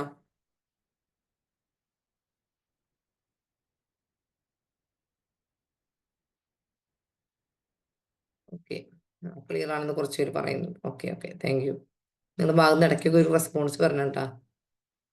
നമ്മളിങ്ങനെ സ്ക്രീൻ നോക്കിയിരുന്ന് സംസാരിക്കണേ. ഓക്കെ, അപ്പോ നമ്മളിവിടെ വരെ എത്തി. ഇനി പറയുന്നതാണ്, കൊച്ചി ആസ്ഥാനമാക്കിക്കൊണ്ട് ഒരു ചീഫ് കമാൻഡിയറും കൗൺസിലുമാണ് കേരളത്തിലെ ഡച്ചുകാരുടെ സ്ഥലങ്ങൾ ഭരിച്ചു വന്നിരുന്നത്. കമാൻഡിയറുടെ അടുത്ത പദവിയിലുള്ള ഒരു ചീഫ് അഡ്മിനിസ്ട്രേറ്റർ കമ്പനിയുടെ വാണിജ്യ കാര്യങ്ങൾക്ക് മേൽനോട്ടം വഹിച്ചിരുന്നു. അപ്പോ കേരളത്തിൽ ഡച്ചുകാരുടെ ആസ്ഥാനം ഏതായിരുന്നു എന്ന് ചോദിച്ചാൽ കൊച്ചിയാണ്. കേരളത്തിൽ ഡച്ചുകാരുടെ ആസ്ഥാനം കൊച്ചി. അവിടെ അവർക്കൊരു ചീഫ് കമാൻഡിയർ ഉണ്ട്, അതിന് കൂടെ ഒരു കൗൺസിലർ ഉണ്ട് ഇല്ലേ? നമ്മൾ ഈ നിയമസഭയൊക്കെ പറയുന്ന പോലെ അല്ലെങ്കിൽ ക്യാബിനറ്റ് എന്നൊക്കെ പറയുന്ന പോലെ അവരുടെ കാര്യങ്ങൾ മാനേജ് ചെയ്യാനായിട്ട് ഒരു ചീഫ് കമാൻഡിയറും ഒരു കൗൺസിലും ഉണ്ട്. കമാൻഡിയറുടെ തൊട്ട് താഴെയുള്ള പദവിയാണ് ചീഫ് അഡ്മിനിസ്ട്രേറ്റർ. ഈ ചീഫ് അഡ്മിനിസ്ട്രേറ്ററാണ് കമ്പനിയുടെ ട്രേഡ് റിലേറ്റഡ് ആയിട്ടുള്ള കാര്യങ്ങൾ മേൽനോട്ടം വഹിച്ചിരുന്നത്. വാണിജ്യ കാര്യങ്ങൾ, ട്രേഡ് റിലേറ്റഡ് ആയിട്ടുള്ള കാര്യങ്ങൾക്ക് മേൽനോട്ടം വഹിച്ചിരുന്നത്. ഓക്കെ, അങ്ങനെയാണ് ഡച്ചുകാര് കേരളത്തിൽ അവരുടെ ഭരണം നിർവഹിച്ചുകൊണ്ടിരുന്നത്. ഭരണം എന്ന് പറഞ്ഞാൽ ട്രേഡാണ് പ്രധാനമായിട്ടും നടന്നിരുന്നത്. അതോടൊപ്പം തന്നെ അവർ കുറച്ച് നമ്മുടെ ആഭ്യന്തര കാര്യങ്ങളൊക്കെ ഇടപെട്ടൊക്കെ വന്നു. ഇനി കേരളത്തിൽ ഡച്ചുകാരുടെ ഭരണ പ്രവർത്തനങ്ങൾ രാഷ്ട്രീയം, സൈനികം, പൗരോഹിത്യ കാര്യം എന്നിങ്ങനെ കൃത്യമായി വിഭജിക്കപ്പെട്ടിരുന്നു. കണ്ടോ, ഡച്ചുകാരുടെ പ്രവർത്തനങ്ങള് രാഷ്ട്രീയ കാര്യങ്ങൾ നോക്കുന്നവര് പൊളിറ്റിക്കൽ അലയൻസസ് അവരുണ്ടാക്കി. എങ്ങനെയൊക്കെ ഓരോ നാട്ടുരാജ്യങ്ങള് പിടിച്ചടക്കാം, അല്ലെങ്കിൽ അവരെങ്ങനെ പിടിച്ചടക്കിയിട്ടില്ല, പക്ഷെ എങ്ങനെ ഭരണത്തിൽ കൈകാര്യം നടത്താം, ഓരോ രാജാക്കന്മാരുമായിട്ട് എങ്ങനെയൊക്കെ അലയൻസിൽ ഏർപ്പെടാം എന്നൊക്കെ ഉള്ള കാര്യങ്ങൾ അവർ ചെയ്തിരുന്നു.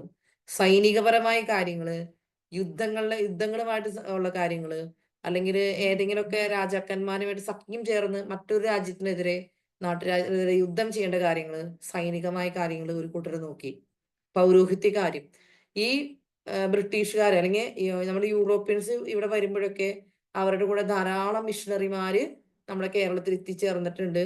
അവര് മതപരമായ കാര്യങ്ങള്, അതുപോലെ വിദ്യാഭ്യാസപരമായ കാര്യങ്ങള്, സാംസ്കാരിക പ്രവർത്തനങ്ങളെല്ലാം ഏർപ്പെട്ടിരുന്നു. അപ്പൊ അങ്ങനെയുള്ള കാര്യങ്ങളും കൃത്യമായി വിഭജിക്കപ്പെട്ടുകൊണ്ട് അവരുടെ ഒരു ഭരണം ഇവിടെ കുറച്ച് ഉണ്ടായിരുന്നു. മറ്റൊരു പ്രത്യേകത, നമ്മൾ പറഞ്ഞു കമാൻഡിയർ ആണ് ഇവരുടെ ഏറ്റവും പ്രധാനപ്പെട്ട ആള്. അതിന് തൊട്ട് താഴെ ചീഫ് അഡ്മിനിസ്ട്രേറ്ററും. ഇവർക്ക് സ്വകാര്യ വാണിജ്യം നടത്താൻ അവകാശമുണ്ടായിരുന്നു.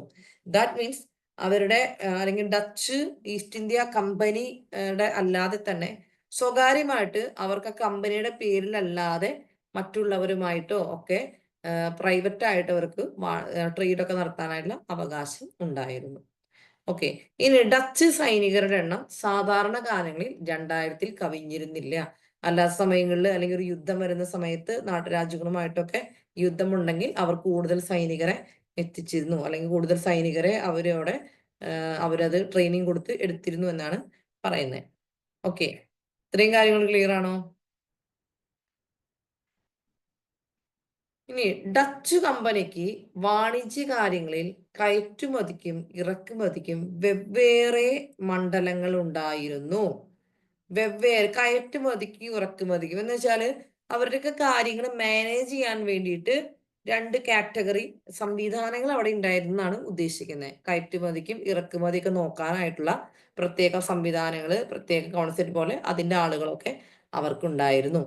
അവര് കേരളത്തിലേക്ക് ഇറക്കുമതി ചെയ്ത വസ്തുക്കൾ നമുക്ക് നോക്കാം. പഞ്ചസാര, ചെമ്പ്, തകരം, ഈയം, കർപ്പൂരം, പട്ട്, ഇങ്ങനത്തെ വസ്തുക്കളൊക്കെ ഡച്ചുകാര് നമ്മുടെ കേരളത്തിലേക്ക് ഇറക്കുമതി ചെയ്തു. എന്തൊക്കെ ഇറക്കുമതി ചെയ്തിട്ടുണ്ട്? പഞ്ചസാര, ചെമ്പ്, തകരം, ഈയം, കർപ്പൂരം, പട്ട് തുടങ്ങിയ വസ്തുക്കൾ അവര് ഇറക്കുമതി ചെയ്തു. ഇനി അവരെന്തൊക്കെ കയറ്റുമതി ചെയ്തു? കുരുമുളക്, പരുത്തി തുണിത്തരങ്ങൾ, ഏലം എന്നിവയായിരുന്നു ഡച്ചുകാരുടെ പ്രധാന കയറ്റുമതി ചരക്കുകൾ. കുരുമുളകും ഏലവുമാണ്, അതിന്റെ കൂടെ പരുത്തി തുണിത്തരങ്ങളും ഉണ്ട്. ഇതൊക്കെയാണ് അവരുടെ പ്രധാനപ്പെട്ട കയറ്റുമതി ചരക്കുകൾ. ഓക്കെ, നെക്സ്റ്റ് പറയാം. നമ്മൾ പറഞ്ഞു നമ്മുടെ 1741 ഓഗസ്റ്റ് 10 നടന്ന കൊളച്ചൽ യുദ്ധമാണ് ഡച്ചുകാരുടെ ആധിപത്യം കേരളത്തിൽ അവസാനിക്കാനായിട്ട് കാരണമായ യുദ്ധം. എന്നാൽ അവിടെ കൊണ്ട് ഫുള്ളായിട്ട് നമ്മൾ അത് അവസാനിക്കുന്നില്ല.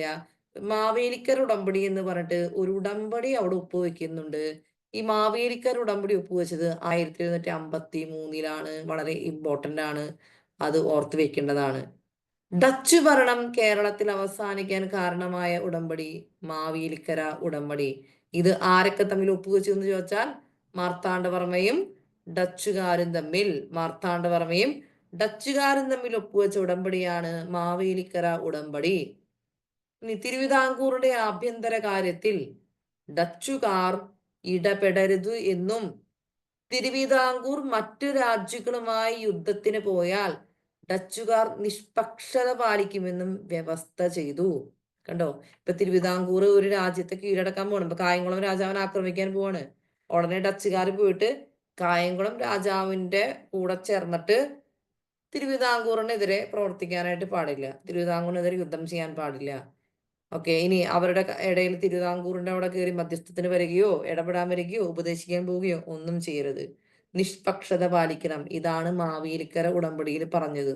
അതായത് അവരുടെ ഭരണം അവിടെ അവസാനിപ്പിക്കുകയാണ്. അവർക്ക് വേണമെങ്കിൽ ട്രേഡ് നടത്താം, അങ്ങനെ കാര്യങ്ങളൊക്കെ ഉണ്ട്. അപ്പൊ അവരുടെ ഭരണപരമായ കാര്യങ്ങളൊക്കെ മാവേലിക്കര ഉടമ്പടിയോടുകൂടി നമ്മുടെ മാർത്താണ്ഡവർമ്മ വ്യക്തമായും കൃത്യമായും അവിടെ അവസാനിപ്പിക്കുന്നു. അപ്പൊ മാവേലിക്കര ഉടമ്പടി ഒപ്പുവെച്ചത് ആരൊക്കെ തമ്മിലാണ്? 1753 മാർത്താണ്ഡവർമ്മയും ഡച്ചുകാരും തമ്മിലാണെന്നുള്ള കാര്യം ഓർത്തു വെക്കുക.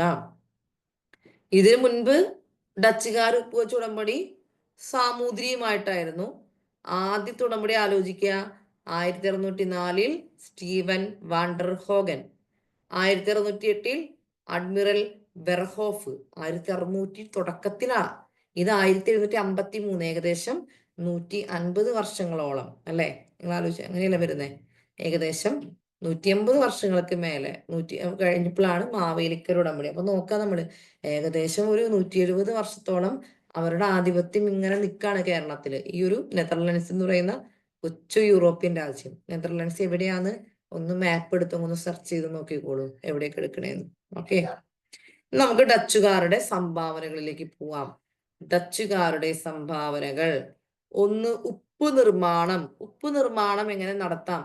കുറച്ച് ഡച്ചുകാരെ കുറിച്ച് പറയുമ്പോ പൊതുവെ പോർച്ചുഗീസുകാരെക്കാളും കുറച്ചുകൂടി നല്ല ഒരു ഭരണമായിരുന്നു, നല്ലൊരു കാലഘട്ടമായിരുന്നു ഡച്ചുകാരുടേതാണ് നമ്മുടെ ചരിത്രകാരന്മാര് പറയുന്നത്. നിങ്ങൾക്ക് ഈ കേരളത്തിലേക്കുള്ള യൂറോപ്യന്മാരുടെ വരവ്, കേരളത്തിലെ തിരുവിതാംകൂർ രാജാക്കന്മാരുടെ ഭരണം, അതുപോലെ നമ്മുടെ ഐക്യ കേരള പ്രസ്ഥാനം, നമ്മുടെ കേരളം എങ്ങനെ രൂപീകരിക്കപ്പെട്ടു വന്നു, ഇതെല്ലാം നിങ്ങൾക്ക് നന്നായിട്ട് വായിക്കണം എന്നുണ്ടെങ്കിൽ നിങ്ങൾക്ക് ഒരു പുസ്തകം കാണിച്ചു തരാം. ശ്രീധര മേനോന്റെ കേരള ചരിത്രം എന്ന് പറയുന്ന പുസ്തകം കാണാൻ പറ്റുന്നോ? കേരള ചരിത്രം, ശ്രീധര മേനോൻ. ഈ പുസ്തകം നിങ്ങൾക്ക് ചിലപ്പോൾ PDF കിട്ടും, ഇത് വാങ്ങിച്ച് ഒന്ന് വായിക്കുക. കുറച്ചധികം ഉണ്ട്, ബോറടിക്കും. അപ്പോ വായിച്ചു വരുമ്പോൾ ബോറടിക്കാം. പക്ഷെ നിങ്ങൾ എന്ത് ചെയ്യുക, കൂടുതൽ ആഗ്രഹമുള്ളവര് ഏതെങ്കിലും ലൈബ്രറികളിൽ നിന്ന് എടുത്തിട്ടാണെങ്കിലും ഇൻട്രസ്റ്റ് ഉള്ളവര് അതൊന്ന് വായിച്ചു കഴിഞ്ഞാൽ ഡിഗ്രി ലെവൽ പരീക്ഷകളൊക്കെ എഴുതാനും മെയിൻസ് ലെവൽ എഴുതാനൊക്കെ നമുക്ക് കുറെ അധികം കാര്യങ്ങൾ നമുക്ക് നല്ല രീതിയിൽ കിട്ടും. കാരണം ഈ ബുക്കിൽ നിന്ന് അങ്ങനെ തന്നെ സ്റ്റേറ്റ്മെന്റ് എടുത്ത് പരീക്ഷകളൊക്കെ ഇടാറുണ്ട്. ഓക്കെ, അപ്പൊ നമുക്ക് ഈ പോർച്ചുഗീസുകാരുടെ മതനയം അതൊക്കെ അത്ര നല്ലതല്ലായിരുന്നു. അവര് കുറച്ചധികം ജനങ്ങളെ കുറച്ചധികം പീഡിപ്പിക്കുകയും കുറച്ച് കരുണയില്ലാതെ പെരുമാറുകയൊക്കെ ചെയ്തിട്ടുണ്ട്. പക്ഷെ ഡച്ചുകാരെ സംബന്ധിച്ച് ഈ പറഞ്ഞ നമ്മൾ ശ്രീധരമേനോന്റെ പുസ്തകത്തിലൊക്കെ അഭിപ്രായപ്പെടുന്നത് ഡച്ചുകാരുടെ നയങ്ങൾ കുറേയും കൂടി നല്ലതായിരുന്നു എന്നാണ് പറയുന്നത്. പിന്നെ കുറച്ച് വ്യാവസായികമായിട്ട് നമ്മുടെ കേരളത്തെ ഒന്ന് പുഷ് ചെയ്യാനായിട്ട് ഡച്ചുകാർക്ക് സാധിച്ചിട്ടുണ്ട് എന്നും പറയുന്നു. ഓക്കെ, അപ്പൊ ഉപ്പ് നിർമ്മാണം എന്ന് പറയുന്ന കാര്യം, കേരളത്തിൽ ഉപ്പ് നിർമ്മാണം നടത്താനായിട്ട് ഡച്ചുകാര് മുൻപന്തിയിൽ നിന്നിട്ടുണ്ട്, അതിന് സഹായിച്ചിട്ടുണ്ട്. അതുപോലെ തുണിക്ക് ചായ മുക്കുന്ന വിദ്യ, അത് നമ്മുടെ ആളുകൾക്ക് പറഞ്ഞു കൊടുക്കാനും ആ ഒരു വ്യവസായം ഇവിടെ ആരംഭിക്കാനായിട്ട് അവര് സഹായിച്ചിട്ടുണ്ട്. പിന്നെ തെങ്ങ് കൃഷിക്ക് പ്രത്യേക പ്രോത്സാഹനവും മെച്ചപ്പെട്ട തൈകളുടെ വിതരണവും. നമ്മുടെ തീരപ്രദേശങ്ങളിൽ തെങ്ങ് കൃഷി ചെയ്യാനായിട്ട് സാധിക്കുമെന്ന് കരുതി അത് പ്രോത്സാഹിപ്പിച്ചു. അവരുടെ അമരിക്ക തൈകളൊക്കെ കൊണ്ടുവന്ന് അവർ വെച്ചു. അങ്ങനെ കൃഷിക്ക് മറ്റു പല കൃഷി ഐറ്റംസിനും അവര് പ്രാധാന്യം കൊടുത്തിട്ടുണ്ട് എന്ന് പറയുന്നു. പിന്നെ അവരുടെ ഏറ്റവും പ്രധാനപ്പെട്ട ഒരു സംഭാവനയാണ് ഹോർത്തൂസ് മലബാറിക്കസ് എന്ന കൃതി. ഇതിനെക്കുറിച്ച് വിശദമായി നമ്മൾ താഴെ പറയാൻ പോകുന്നുണ്ട്. 12 വാല്യങ്ങളായിട്ട് പ്രസിദ്ധീകരിച്ച ഒരു കൃതിയാണ് ഹോർത്തൂസ് മലബാറിക്കസ്. ഇനി കുഷ്ഠരോഗികൾക്കായിട്ട് ഡച്ചുകാർ ഒരു ആശുപത്രി ആരംഭിച്ചു. അത് പള്ളിപ്പുറത്താണ്. കുഷ്ഠരോഗികൾക്കായിട്ട് ഡച്ചുകാർ ആശുപത്രി ആരംഭിച്ച സ്ഥലമാണ് പള്ളിപ്പുറം. ഇതൊക്കെയാണ് ഡച്ചുകാരുടെ പ്രധാനപ്പെട്ട സംഭാവനകൾ. ഓവറോൾ ഓർത്തു വെക്കുക, ഡച്ചുകാർ വ്യാവസായിക രംഗത്ത് കുറച്ച് നമ്മുടെ കേരളത്തെ കുറച്ചൊക്കെ സപ്പോർട്ട് ചെയ്തിട്ടുണ്ട്.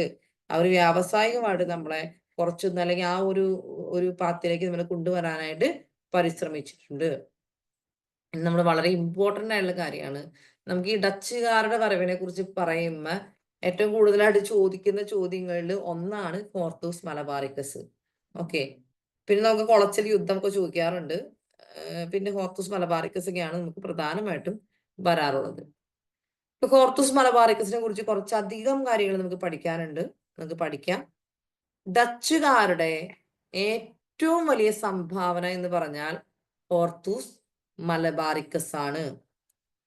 മലബാറിലെ ഔഷധ സസ്യങ്ങളെ പറ്റി പ്രതിപാദിക്കുന്ന ഡച്ചുകാർ തയ്യാറാക്കിയ പുസ്തകമാണ് ഏത്? ഡച്ചുകാർ തയ്യാറാക്കിയ പുസ്തകമാണ് ഹോർത്തൂസ് മലബാറിക്കസ്. ഓക്കെ, അപ്പോ ഹോർത്തൂസ് മലബാറിക്കസ് എന്ന് പറയുന്നത് മലബാറിലെ എന്ന് വെച്ചാൽ കേരളത്തിലെ ഔഷധ സസ്യങ്ങളെ കുറിച്ച് പ്രതിപാദിക്കുന്ന പുസ്തകമാണ്. തയ്യാറാക്കിയ ഭാഷ ലാറ്റിൻ ഭാഷ. പരീക്ഷയ്ക്ക് ചോദിച്ചിട്ടുള്ളതാണ് ലാറ്റിൻ ഭാഷ. ഞാൻ ഇതിൽ പറയുന്ന ഓരോ പോയിന്റും പരീക്ഷയ്ക്ക് ചോദിച്ചു പോയിട്ടാണ്. ഓൾമോസ്റ്റ് ഓൾ ദ പോയിന്റ്സ് പരീക്ഷയിൽ ചോദിച്ചു പോയിട്ടുണ്ട്. ഓക്കെ, അപ്പോ ലാറ്റിൻ ഭാഷയിൽ തയ്യാറാക്കിയ പുസ്തകമാണ് എന്ത്? നമ്മുടെ ഹോർത്തൂസ് മലബാറിക്കസ്. ഈ ഗ്രന്ഥം രചിച്ച ആളുടെ പേര് നോട്ട് ചെയ്യുക, അഡ്മിറൽ വാൻ റീഡ്. ഒരുപാട് തവണ PSC ചോദിച്ചിട്ടുള്ള ചോദ്യം. ഹോർത്തൂസ് മലബാറിക്കസ് എന്ന ഗ്രന്ഥം രചിച്ചത് അഡ്മിറൽ വാൻ റീഡ് ആണ്. ഇനി ഇത് അറിയപ്പെട്ടിരുന്ന പേരാണ് കേരള ആരാമം അഥവാ കേരള ഉദ്യാനം എന്നൊക്കെ അറിയപ്പെടുന്ന ബുക്കാണ് ഹോർത്തൂസ് മലബാറിക്കസ്. ഇത് അറിയപ്പെട്ടിരുന്ന മറ്റൊരു പേരാണ് കേരള ആരാമം. ഹോർത്തൂസ് മലബാറിക്കസ് പ്രസിദ്ധീകരിച്ച സ്ഥലമാണ് ആംസ്റ്റർഡാം. ആംസ്റ്റർഡാം എവിടെയാണ്? പോർച്ചുഗലിലാണോ? UK-യിലാണോ? ഫ്രാൻസിലാണോ? ആംസ്റ്റർഡാം നെതർലൻഡ്സിലാണ്. ഓക്കെ, ഹോർത്തൂസ് മലബാറിക്കസ് പ്രസിദ്ധീകരിച്ച സ്ഥലം ആംസ്റ്റർഡാം നെതർലൻഡ്സിലാണ്. ഇനി ഹോർത്തൂസ് മലബാറിക്കസ് പ്രസിദ്ധീകരിച്ച വർഷം എന്ന് പറയുന്നത് 1678 മുതൽ 1703 വരെയാണ്. പക്ഷെ SCERT പാഠപുസ്തക പ്രകാരം 1678 തൊട്ട് 1693 വരെയാണ് പറയുന്നത്. പരീക്ഷയ്ക്ക് ക്വസ്റ്റ്യൻ വരുമ്പോൾ നമ്മുടെ യുക്തി അനുസരിച്ച് നമ്മൾ പരീക്ഷയ്ക്ക് ഉത്തരം എഴുതണം. ഓക്കെ, അപ്പൊ 1678 തൊട്ട് 1703 വരെ പ്രസിദ്ധീകരിച്ചു എന്നാണ് നമ്മൾ പൊതുവെ പറയാറായിട്ടുള്ളത്. 12 വാല്യങ്ങളായിട്ടാണ് ഹോർത്തൂസ് മലബാറിക്കസ് പ്രസിദ്ധീകരിച്ചത്. എങ്ങനെയാണ്? 12 വാല്യങ്ങളായിട്ടാണ് ഹോർത്തൂസ് മലബാറിക്കസ് പ്രസിദ്ധീകരിച്ചത്. ഓക്കെ ആണോ? അപ്പൊ മലബാറിലെ ഔഷധ സസ്യങ്ങളെ കുറിച്ച് പ്രതിപാദിക്കുന്നു. ഡച്ചുകാർ തയ്യാറാക്കി. ഭാഷ ലാറ്റിൻ ഭാഷ. ഇത് രചിച്ചത് admiral van read. Kerala Aramam എന്നറിയപ്പെടുന്നു. പ്രസിദ്ധീകരിച്ച സ്ഥലം ആംസ്റ്റർഡാം. പ്രസിദ്ധീകരിച്ച വർഷം 1678 മുതൽ 1703 വരെ. 12 വാല്യങ്ങളായിട്ട് പ്രസിദ്ധീകരിച്ചു. അടുത്തത്, ഹോർത്തൂസ് മലബാറിക്കസിൽ പ്രതിപാദിച്ചിരിക്കുന്ന ആദ്യ വൃക്ഷം നമ്മുടെ തെങ്ങാണ്. കേരം തെങ്ങും കേരള നാട്ടിലെ കേരവൃക്ഷം തെങ്ങാണ് ആദ്യമായിട്ട് അതിൽ പ്രതിപാദിച്ചിരിക്കുന്നത്. അവസാനമായിട്ട് പ്രതിപാദിച്ച വൃക്ഷമാണ് നമ്മുടെ ആൽമരം. ആൽമരം അല്ലെ, ആൽമരമാണ് അവസാനമായിട്ട് അതിൽ പറഞ്ഞിരിക്കുന്നത്. ഇനി മലയാള ലിപി അച്ചടിച്ച ആദ്യ ഗ്രന്ഥം എന്ന് പറയുന്നത് ഹോർത്തൂസ് മലബാറിക്കസ് ആണ്.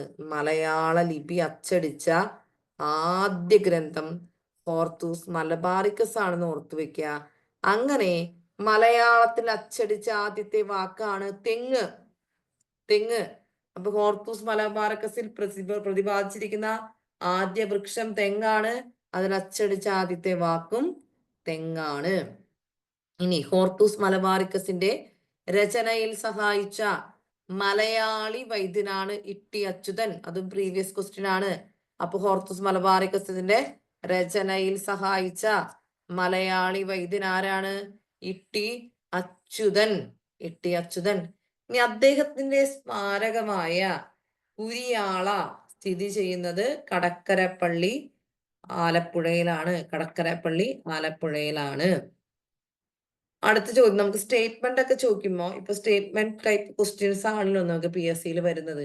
നമുക്കിപ്പോ ചോദിച്ചു കാണുന്നതാണ് ഹോർത്തൂസ് മലബാറിക്കസിന്റെ രചനയിൽ സഹായിച്ച ഗൗഡ സാരസ്വത ബ്രാഹ്മണർ.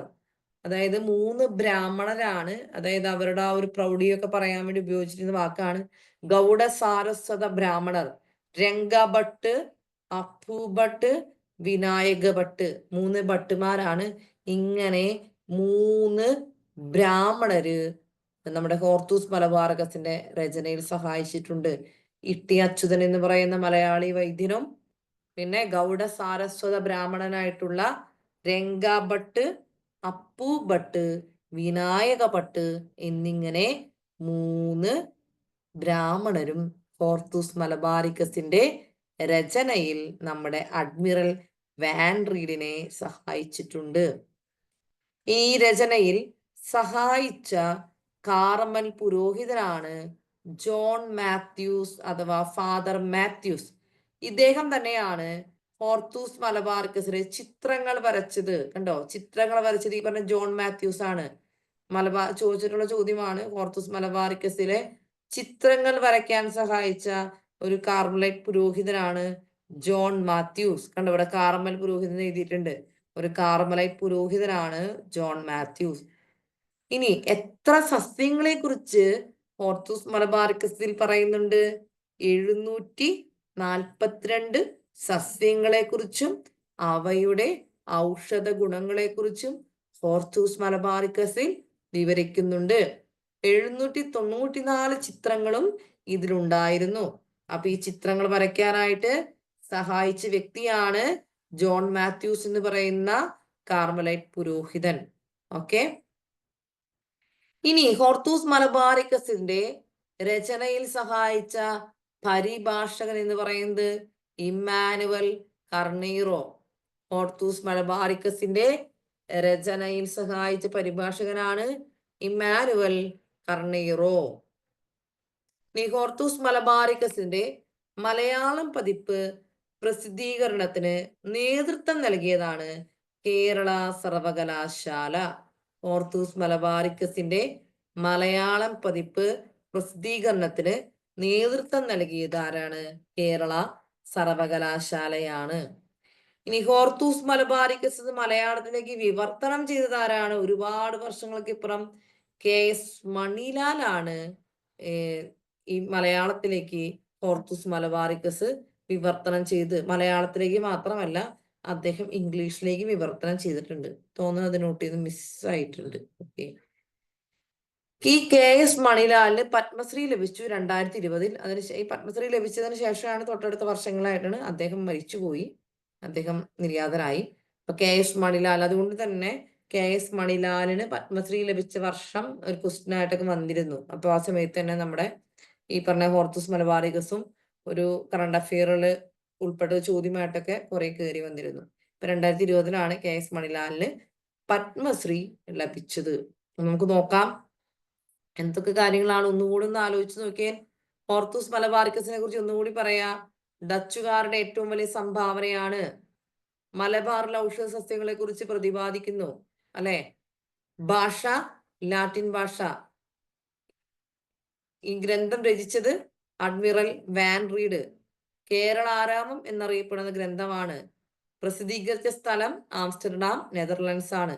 പ്രസിദ്ധീകരിച്ച വർഷം 1678 മുതൽ 1703 വരെയാണ്. 12 വാല്യങ്ങളായിട്ടാണ് പ്രസിദ്ധീകരിച്ചത്.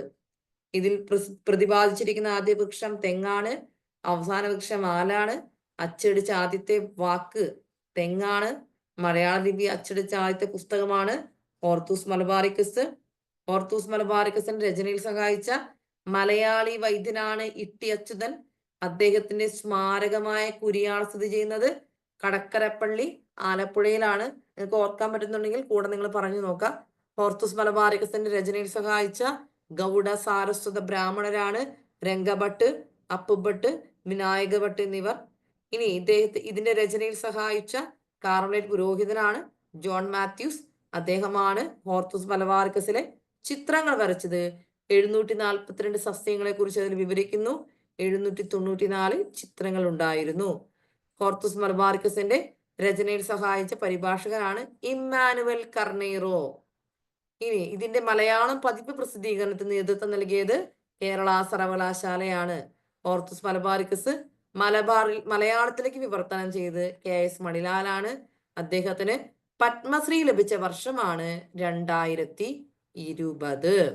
ഓക്കെ, നമുക്കൊരു ചോദ്യം നോക്കാം. ഇത് നമ്മളിവിടെ പറയാത്ത ഒരു ചോദ്യമാണ്, ഒരു ഫാക്റ്റ് ആണ്. നിങ്ങളുടെ നോട്ടിൽ എഴുതി വെക്കുക. ഡച്ചുകാരുടെ പ്രധാന കോളനിയായിരുന്ന രാജ്യം ഇതിൽ ഏതാണ്? ഞാൻ ഇതിൽ പറഞ്ഞ ഫാക്ട് വെച്ചിട്ട് ഒരു പക്ഷേ നിങ്ങൾക്ക് ഉത്തരം ഊഹിച്ച് പറയാൻ പറ്റും. ഞാനൊരു ലിങ്ക് ക്ലാസ്സിൽ പറഞ്ഞായിരുന്നു.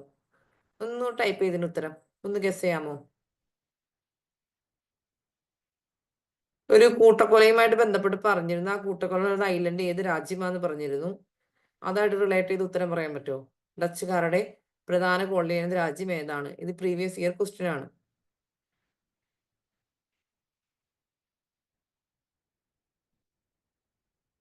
ഞാൻ അംബോനോ കൂട്ടക്കൊല നടന്നത് ഇന്ന രാജ്യത്തിന്റെ ഐലൻഡിലാണ്. അംബോനോ ഐലൻഡ് എന്ന് പറയുന്നത് ഏത് രാജ്യമാണെന്ന് പറഞ്ഞത്?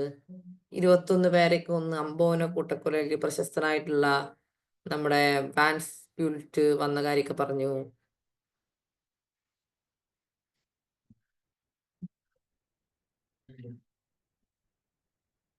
ഉത്തരം പറഞ്ഞില്ലല്ലോ. ഉത്തരം ഞാൻ തന്നെ പറയാം. ഇന്തോനേഷ്യ കേട്ടാ. ഇന്തോനേഷ്യ. ഡച്ചുകാരുടെ പ്രധാന കോളനി രാജ്യം ഇന്തോനേഷ്യ. ഇന്തോനേഷ്യയിലെ അംബോനോ ഐലൻഡിലാണ് ഈ അംബോനോ കൂട്ടക്കൊല കുപ്രസിദ്ധമായത് നടന്നത്. ഓക്കെ, അടുത്ത ചോദ്യം ഒന്ന് വായിച്ച് ഉത്തരം പറഞ്ഞേ. താഴെ തന്നിരിക്കുന്നവയിൽ ശരിയായ ഉത്തരം കണ്ടെത്തുക. സ്റ്റേറ്റ്മെന്റ് 1, കേരളത്തിലെ ഔഷധ സസ്യങ്ങളെ കുറിച്ച് എഴുതിയ ഗ്രന്ഥമാണ് ഹോർത്തൂസ് മലബാറിക്കസ്. 2, ഡച്ച് ഗവർണറായ വാൻറീഡ് ആണ് ഈ ഗ്രന്ഥം രചിച്ചത്. 3, ഈ ഗ്രന്ഥത്തിന് അനുബന്ധമായി തയ്യാറാക്കിയതാണ് പ്രയോഗ സമുച്ചയം. 4, 1678-നും 1703-നും ആംസ്റ്റർഡാമിൽ നിന്നാണ് ഈ ഗ്രന്ഥം പുറത്തിറക്കിയത്. പരിചയമില്ലാത്ത ഒരു സ്റ്റേറ്റ്മെന്റ് അതിനകത്തുണ്ട്. നിങ്ങൾ അതിന് ഒന്ന് ആൻസർ ചെയ്യാൻ ശ്രമിക്കൂ.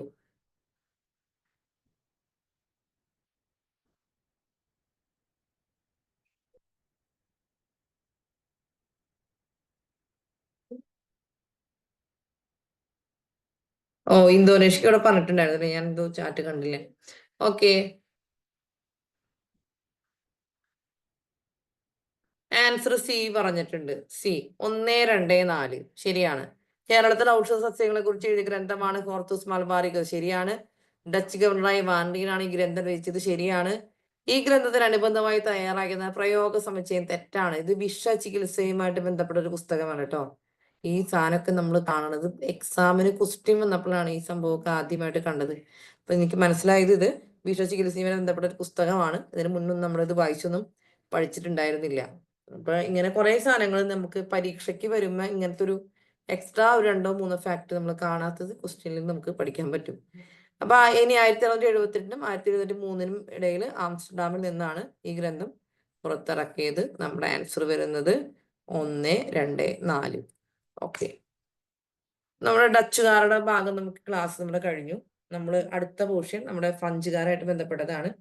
അത് നമ്മൾ ഇനി അടുത്ത ക്ലാസ്സിലാണ് നമ്മൾ സ്റ്റാർട്ട് ചെയ്യുള്ളൂ. ഓക്കെ, നിങ്ങൾക്ക് എന്തെങ്കിലും പറയാനുണ്ടെങ്കിൽ പറയാം. സംശയം ചോദിക്കുകയാണെങ്കിൽ ചോദിക്കാം.